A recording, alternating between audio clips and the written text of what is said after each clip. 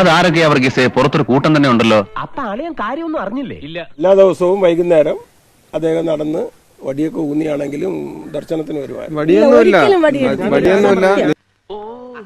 അതല്ല ഉദ്ദേശം. ഞാൻ മാറി അവന്മാര് തിരുമണ്ടന്മാരായതുകൊണ്ട് തൽക്കാലം രക്ഷപ്പെട്ടു. പക്ഷെ കൂടുതൽ കാലം പിടിച്ചേക്കാൻ പറ്റില്ല. ആരോഗ്യത്തിന് ഒരു കുറവില്ല. കാരണം കൃത്യമായിട്ട് ഭക്ഷണാഹാരം, മരുന്ന് ഇതെല്ലാം കറക്റ്റാ. കിടരോഗിയുടെ ഒരു ശരീരപുഷ്ടിയും ഒരു കുറവില്ല. എന്ന് വെച്ചാൽ അവർക്ക് അതിൻ്റെതായ പ്രായമനുസരിച്ചുള്ള കാഴ്ചക്കുറവ്, പ്രായമനുസരിച്ചുള്ള ഇങ്ങനെ വെപ്രാളപ്പെട്ട് നടക്കാൻ പറ്റില്ല. അത്ര വ്യത്യാസമുള്ള.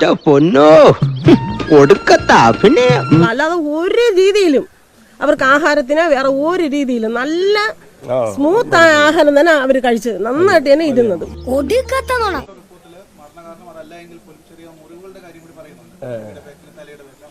അതൊന്നും ഇതിന് ശിവന് കൈലാസനട ഈ സത്യസന്ധത മാത്രം ബാക്കില് ഒരിക്കലും ഇല്ല. ഒരിക്കലും ഒരു കൊതു കടിക്കാൻ ഞങ്ങൾ അനുവദിച്ചിട്ട. ഒരു കൊതു കടിക്കാൻ ഞങ്ങൾ അനുവദിച്ചിട്ട. അത്രയും വേണോ?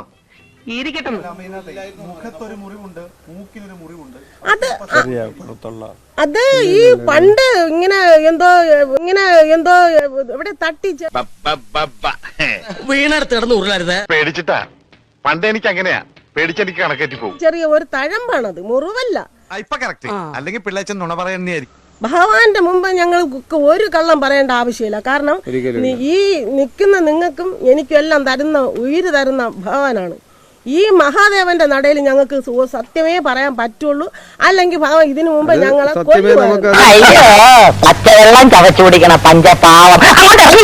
ഏതായാലും പൗലോച്ചായനെ ഞാൻ സമ്മതിച്ചിരിക്കുന്നു. ഭരത് അവാർഡ് കിട്ടുന്ന ഓവർ ആക്ടിംഗ് അല്ലേ കാഴ്ച വെച്ചത്. എന്നാ പിന്നെ ഞാനങ്ങട്